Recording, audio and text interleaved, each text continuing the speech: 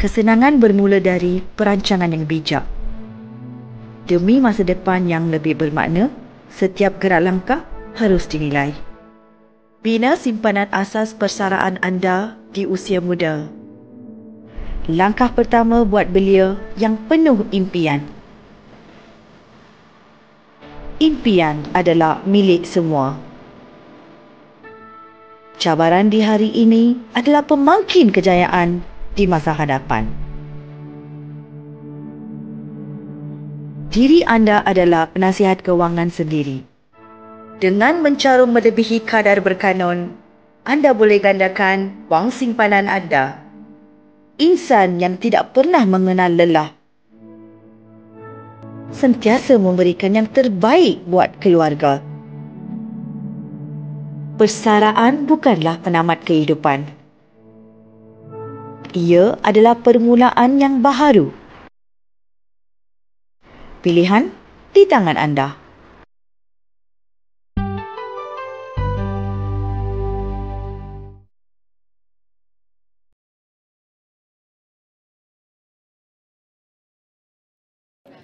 Right, you're watching She Leads for Don't Go Broke in Your Golden Years. I've got panelists up on stage with me. Thank you so much for being here, ladies. A round of applause for our amazing ladies who've accomplished so much and who continue to do so much. Now, we're going to get right into it. How are all of you today? How are you doing, Faz? Excited. Excited? Much to share today? Oh, yes, yes. Erin?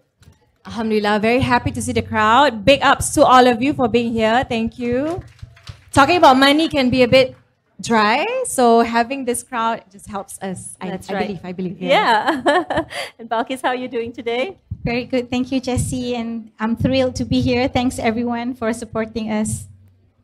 We're going to have a Q&A session as well towards the end, so do save your questions for then. Before I get into it, I'd like to actually read you some stats, and this is quite interesting. According to EPF, and do correct me if I'm wrong, 54% of EPF members aged 54 and above, that's in your golden years, have had less than 50,000 ringgit savings for retirement. And women make 63% of this group, so more than half, being the majority percentage there. As of 2022, women's life expectancy in Malaysia is 78 years compared to men who are at 73 years. So generally speaking, women, we live longer with lesser money. We also retire earlier from our lower paying jobs. So no good, we've got to change that, right? But the question is, why is this happening? Now, the World Bank in 2022, in its Global Financial Inclusion Index, revealed that in developing economies, there's still a 9 percentage point gender gap in account ownership. Fine, but this gap widens when it comes to financial knowledge. And a 2020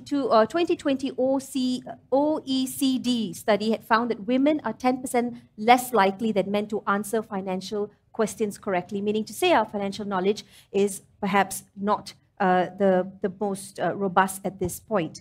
And so 30% of women globally are only confident of their retirement planning compared to 50% of men, which means that we are lacking behind. But the good news is financial literacy can be learned, and we can polish our skills in that. Without giving you more stats, which are important, I can do that later, I want us to all to wake up. This is a wake-up call. Let's turn the tide. Let's make that difference today. And so here we are with our panel. Now, first up, let me have this as an open question. Why is it crucial to start saving for retirement early? Why is it especially crucial for women? Balqais, maybe I'll start with you. Thanks, Jessy. It's a great question. So I think it's mentioned by you, number one is longer life expectancy. So for women globally, we do live between 5 to 10 years longer than men, depending on the stage of economic development as well as your lifestyle choices. But the human body, for instance, has the capacity to be living up to 90 years old, free of any disease. So we're technically throwing like 20 years on the table just because we are not being healthy, right? So for women especially, we tend to outlive men, maybe because we express ourselves better, right? We are women, the hands that rock the cradle rule the world, right? So we are there. So, but however, we are going to live longer and we do not have our spouse, our significant other to support yourself because that person has, graduated in this life before you do. So then you need to think about it, so how are you going to live into your twilight years without support? So it's very important because of women's life expectancy. We need to prepare for this. When you look at retirement, that's issue number one. But you always think that after you retire, you will need less money. Technically, it may or it may not be true. It depends on how you live your lifestyle choices. Your healthy life expectancy, maybe 10% is dependent on genes, good genes.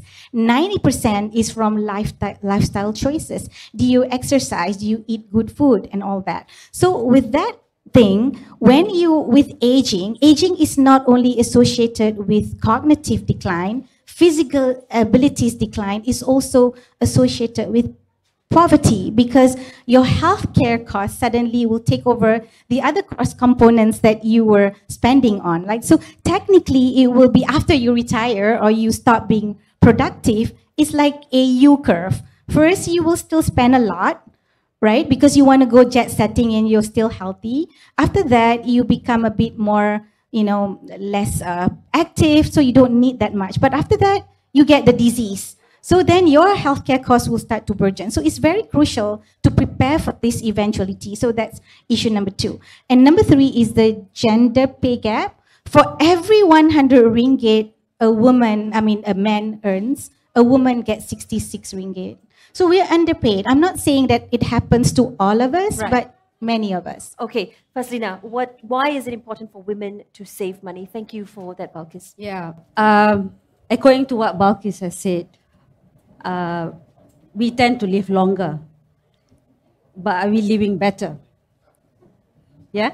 So because of that motion that I always carry that with me, I think we need to make sure that we understand, we acknowledge that yes, we are, alhamdulillah, because with the technology these days, we are living longer, thanks to the medication, thanks to the medical technology. But the bigger question here is, are we living better? Whether from financially, medically, and also your surroundings, right? So I was just sharing with Erin, nobody wants to talk about my topic. Yeah, because we all know, it's death is certain. It's not what if, it's when, right? So in preparation to that, right, we need to make sure that we plan, right? That is very important, because if you have that plan in place, whatever statistics that we have, we can narrow the gap. Yeah, so that will actually help us to move further, and also to make sure that we have something in hand to hold so that we can control ourselves. Yeah, that's a sobering thought, because it's not if, but it's when. Tax and death is permanent. It will happen. It's a fact. Erin, why do you think you're someone who's of course young, but also you've already made that preparations and you're already in this line? Why do you think it's important to save for retirement? Okay, I agree with Kak Balqais and Kak Faz notion. How long, I want to ask all of you, how long does it take for us to build a habit? How long? 14 days. 14 days. 14 days to have a solid habit. So imagine habits of saving money or investing. Imagine you starting only late 30s. Is it as easy to maintain in comparison to starting it at the age of 20? Of course it's easier when you start early. It's just the same as exercising. How many of us know people who have exercised when they were younger and they still continue exercise in comparison to people who are in their 30s who just started exercising? So habits build the most in behind the reasoning why we have to start investing. In my case, I was forced to invest and save by my mother. She's here, by the way, at the age of 18. At the age of 18. So doing this habitually is more important in comparison to having an objective. For example, retirement. I want to retire with this much money, this much investment, this much profits, this much dividends to continue living my life. So in comparison to having an objective, when we have habits, sometimes we invest and save because it's habitual. You don't need a reason to save or invest, which is even better than having a goal to invest. So in my opinion, just to summarize the question, all the answers that were given by Kak Balqais and Kak Faz correct, but most importantly, doing it early enhances your ability to sustain your investment and savings habit. So the starting point is by having that habit, by having that intention. Then that begs the question, where do I start? How much do I save? Where do I invest?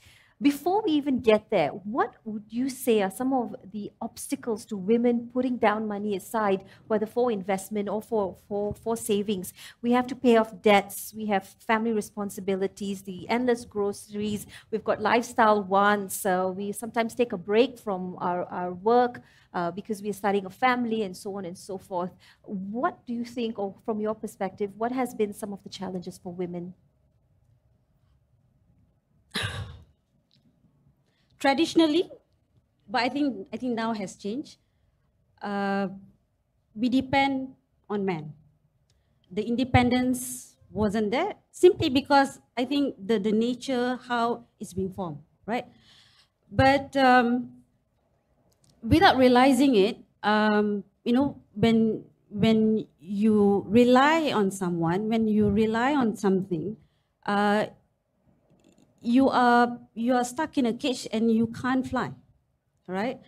And there's nothing wrong in getting yourself educated, in getting yourself finding more knowledge. And we are so blessed having Mr. Google these days, right, to help us to just find out what you want to know, right? It is all about empowering yourself with right information. Again, Google can mislead you to something else, right? And I think with education, with knowledge, you don't need to be a CEO, you don't need to be a career woman, you just need to be you.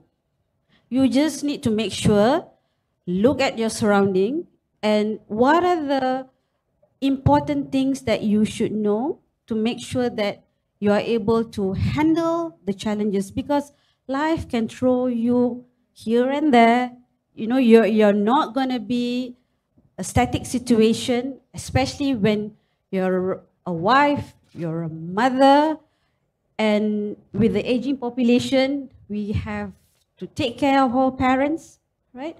So with all those roles comes with challenges, right? How do we navigate that if you don't have knowledge? So I think that's the key message that I would like to share today with everyone, because I think education is key for everything. True. Right.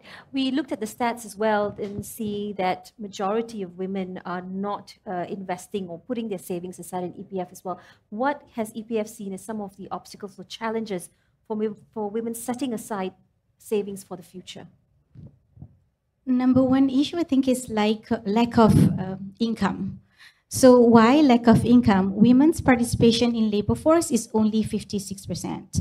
And that's lower than many countries in ASEAN.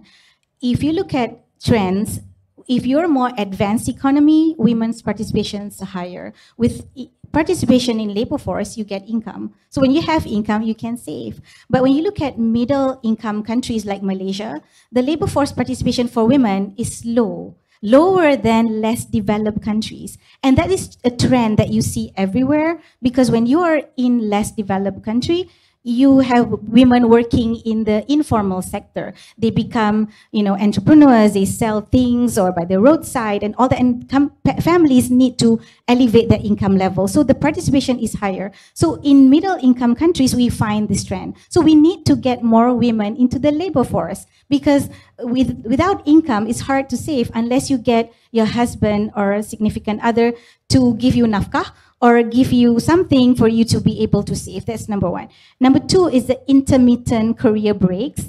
And in other countries, you see this trend. So for women, when they become in their productive years, they first join after I graduate from high school or even go to university, I will go into the labor force. And then I get married. And then you drop out because you need to care for your children. So in other countries, after a period of being productive or reproductive years, women come back to work because there are incentives, there are policies in place looking at women's well-being. But in Malaysia, after you become, when I look at EPF data as well as the labor force data, after you reach 27 to 30, you start dropping out of the labor force and they don't come back. They call this a single hump.